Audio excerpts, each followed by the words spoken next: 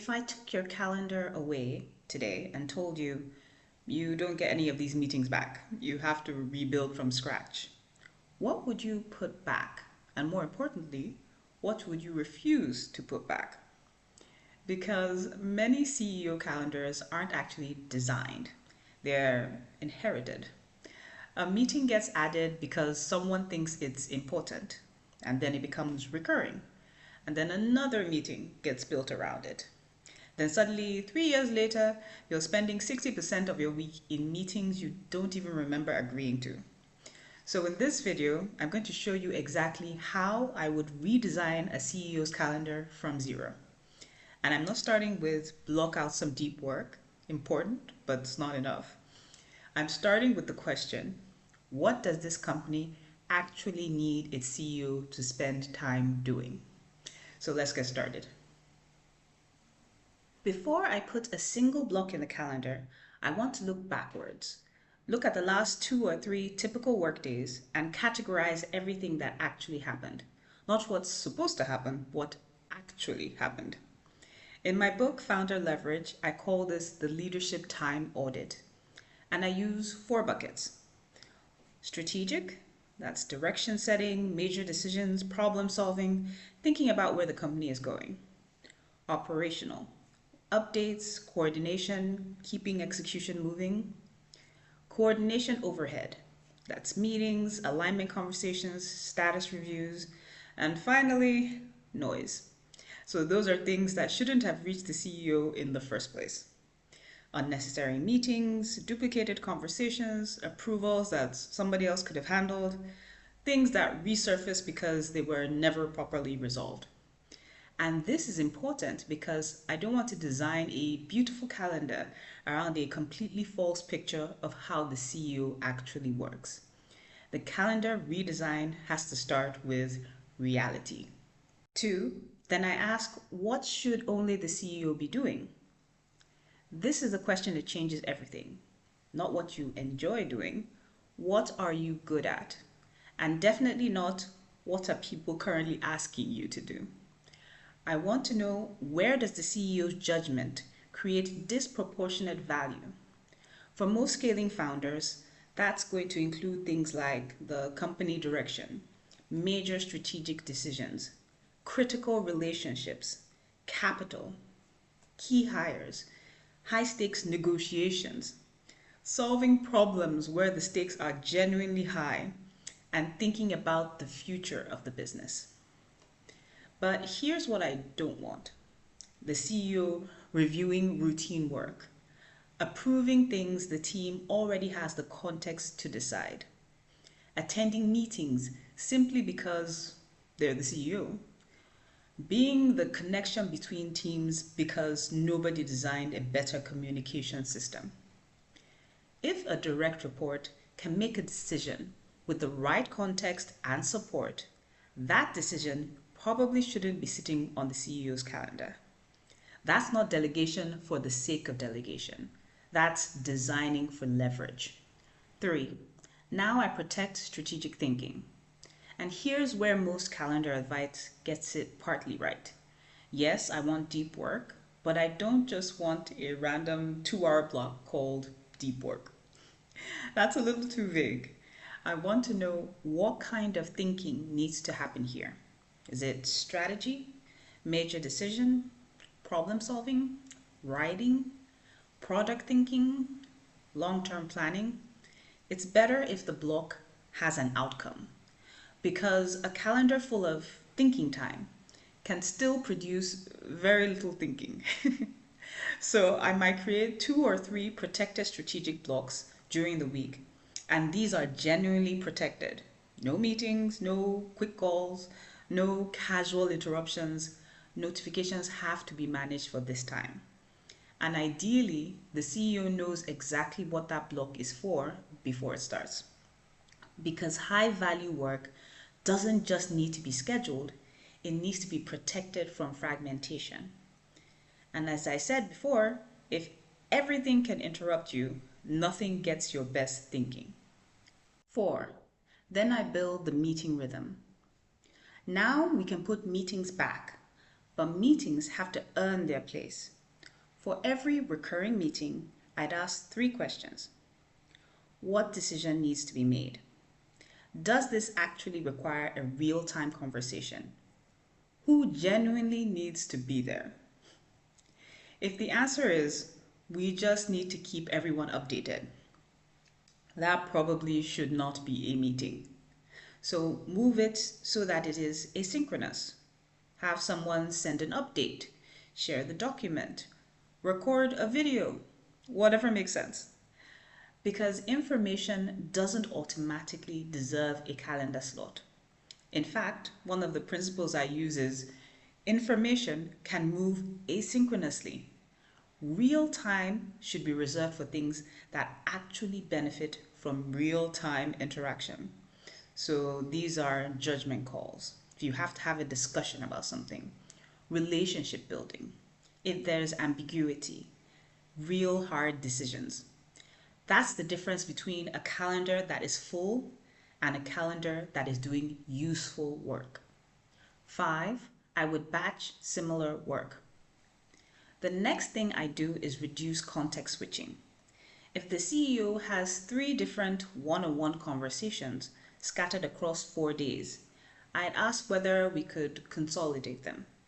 If there are multiple operational updates happening throughout the week, can they happen in one structured leadership rhythm? If there are external calls that can be grouped into a particular part of the week, let's group them. The goal isn't to make every day identical. That's usually not quite feasible. It's to reduce the amount of mental gear shifting required, because switching from strategy to hiring to customer escalation to investor conversations to reviewing a document can get pretty taxing. Even if every individual meeting is important, the CEO doesn't need to lose the meeting time. They just have to reduce the switching between those periods. Because when that happens, when there's context switching, they lose that critical thinking momentum. 6, I would build in decision time. This is one of the things I think gets missed in most calendar redesigns. CEOs don't just need meeting time, they need decision capacity. Some decisions need a meeting, others need preparation, others need uninterrupted time to think.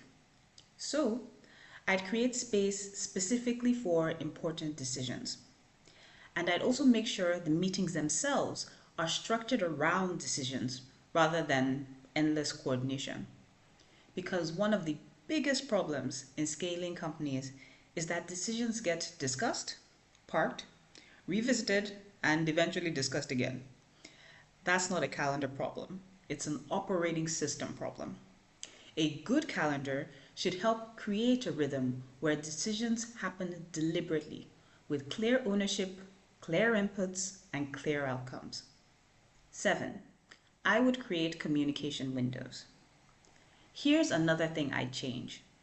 I wouldn't let the CEO's inbox, Slack, or WhatsApp become the hidden operating system of the company.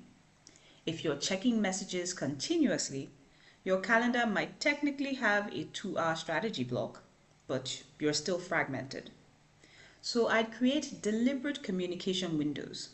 Maybe there's a morning window, maybe another around midday, and another later in the afternoon. The exact rhythm depends on the company, but the principle is not everything needs an immediate response. And I'd make sure the team understands that.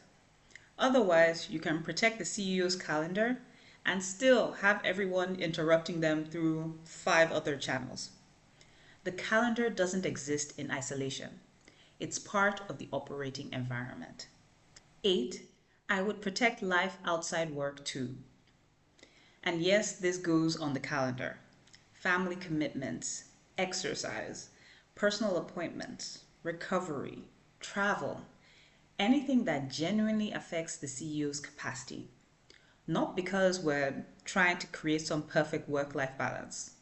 That rarely happens. Because the CEO is a human being. And if you don't protect recovery, eventually the company gets the exhausted version of its leader. The principle here is simple. The calendar should protect the person, not just the company. 9. And then I would deliberately leave white space. This is where I would probably make some people uncomfortable, workaholics. I don't want to fill every available hour, because if every minute is scheduled, where does the unexpected go? Where does thinking go? Where does an important conversation go? Where does the CEO simply have enough space to notice something that everyone else is too busy to see? White space isn't wasted time, it's capacity. And especially for a CEO, it's important because some of your most valuable work won't arrive as a calendar invitation. So what does the final calendar look like? It may look something like this. Monday, leadership rhythm, key decisions, strategic planning, some external conversations. Tuesday, protected strategic work, important one-on-ones, decision work. Wednesday, focus on external relationships, customer or partner conversations, leadership decisions, protected thinking time. Thursday, let's think some deep strategic work, key operational conversations, hiring or talent decisions. And then on Friday, review, reflection, follow through. And then of course, planning for the next week. And then finally, and importantly, that white space. Not every CEO needs this exact structure. That isn't the point. You're not going to be a duplicate of another person.